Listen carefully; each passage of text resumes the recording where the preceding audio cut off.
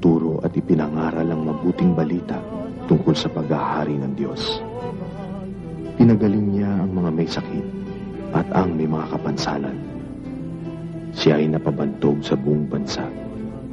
Dinala sa kanya ang lahat ng may sakit, mga inaalihan ng demonyo, mga himatayin at mga paralitiko, na kanyang pinagaling lahat.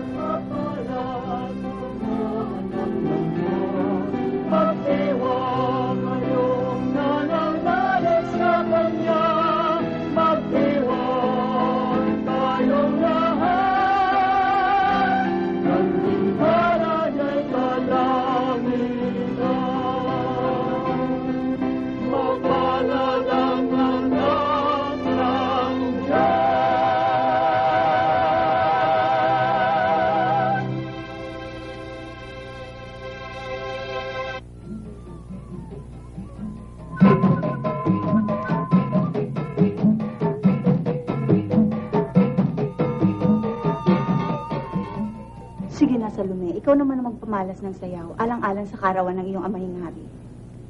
At kung sumayaw naman ako para sa kanya, anong kantipala ang makukuha ko? Kahit ano, Salome. Humingi ka. Kayamanan. Bahagi ng kaharian. Turan mo at mapapasayo. Sumayo ka lang para sa akin.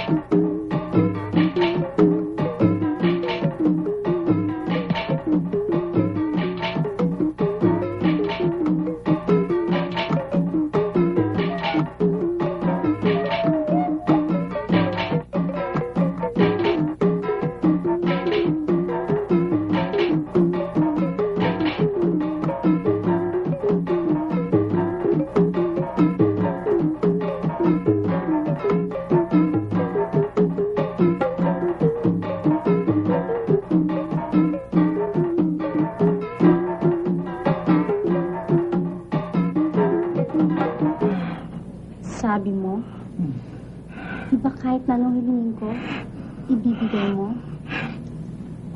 Ano man ang hiligin mo, mapapasayo.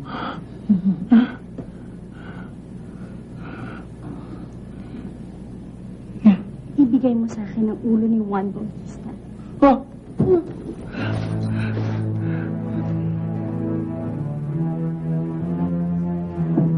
Nangako siya pagkatapos. Masasaksihan ba ng lahat na ang mahal na ari ay di marunong tumabad at walang isang salita? Pero aanin mo ang ulo ni Juan. Maraming tagasunod yun. Baka mapahamak lang ako. Ipanahingin mo. Hindi sana hindi ka na lang nangako. Dito!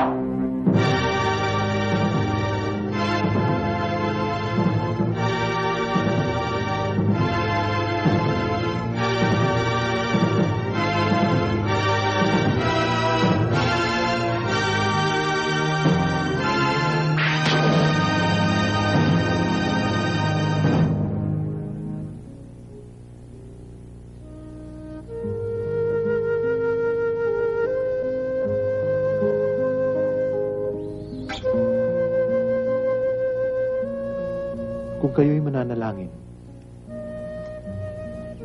ganito ang inyong sasabihin. Ama namin, sumasalangit ka. Sambahin ang ngalan mo. Mapasa amin ang kaharian mo. Sundin ang loob mo, dito sa lupa at para na sa langit. Bigyan mo kami ng aming makakain sa araw-araw at patawarin mo kami sa aming mga kasalanan tulad ng pagpapatawad namin sa nagkakasala sa amin. Ilayo mo kami sa tukso at ihadya sa masama. Amen. Anong sinasabi nila tungkol sa anak ng tao? Sabi po raw nila, kayo si Juan Bautista na muling nabuhay. Ayon naman po sa iba. Si Moises na po kayo. Ang sabi po nila, kayo po si Elias. Ikaw naman, Simon. Kayo po si Kristo, ang anak ng Diyos na buhay.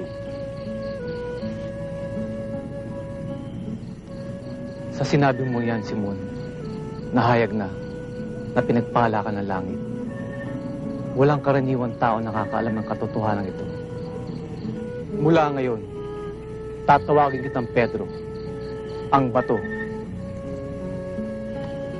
At sa ibabaw ng batong ito, itatayo ko ang aking simbahan.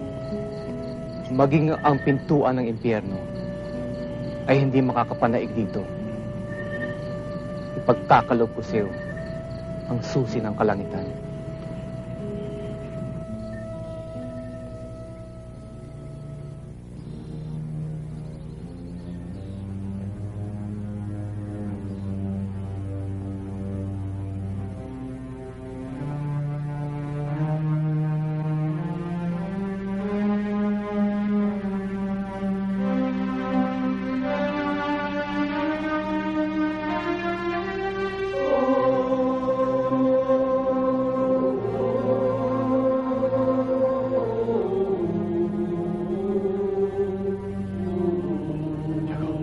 Santiago! Gising, gising!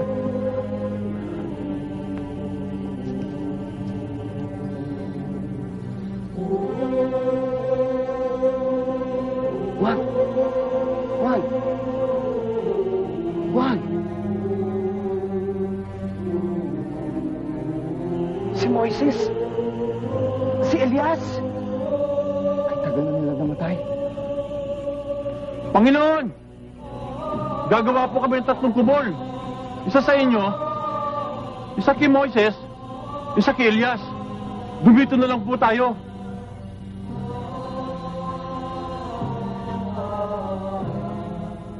Ito ang aking anak, ang aking hinirang.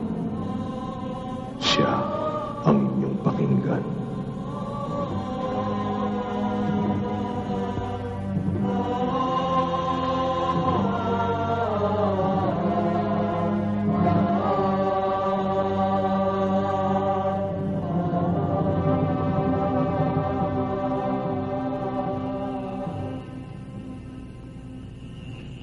Kung ano ang inyong nasaksiyan at narinig ngayong gabi, ay huwag pagsasabi kanina man.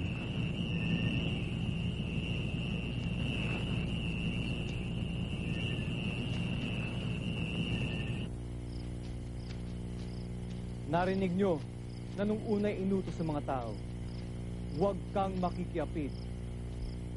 Sinasabi ko sa inyo, na ang sino man tumingin na may mahalin na pagnanasa sa isang babae, sa isip niya, siya ay nakiapid sa babaeng iyon. Kung ang mga mata mo ang siya nagiging sanhi ng iyong pagkakasala, dukitin to at itapon.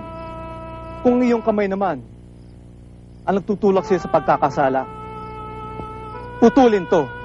Mabuti pang mawala ang isang bahagi ng iyong katawan kaysa buong katawan mong itatapon sa impyerno.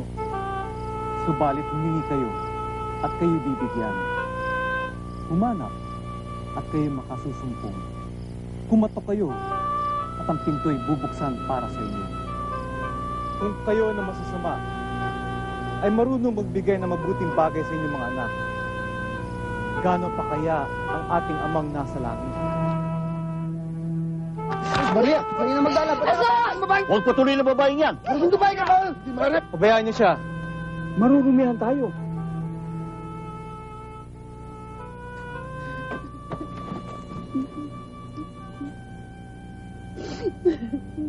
Panginoon, tulungan po ninyo ako. Nagsisisi na po ako. Patawarin niyo po ako sa aking mga kasalanan. Kung totoong propeta ang taong yan, may dapat alam niya kung sino at anong klaseng babae ang humihipong sa kanya. May 2 tao nang hiram sa nagpapautang. Ang isa, 500 pirasong ginto. Ang isa naman 50. Nang hindi makabayad, pinatawad silang 2. Ngayon, sino sa kanilang 2 ang lalo nagmamahal sa nagpautang? Palagay ko po, ang pinatawad ng mas malaking halaga. Tama ang sagot mo. Nakikita mo ang babaeng ito. Pumasok ako sa iyong bahay at hindi mo man lang ako binigyan ng tubig para sa aking mga paa.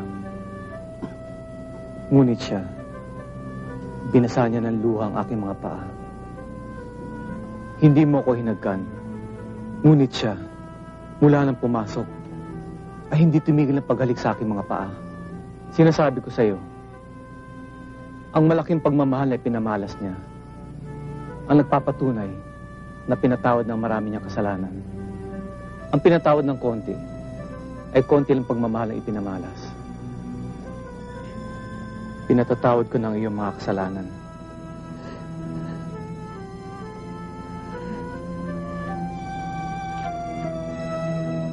Sino ba itong pati pagpapatawad ng kasalanan ay pinangangakasa? Isang impostor at matagal mo nang alam yun.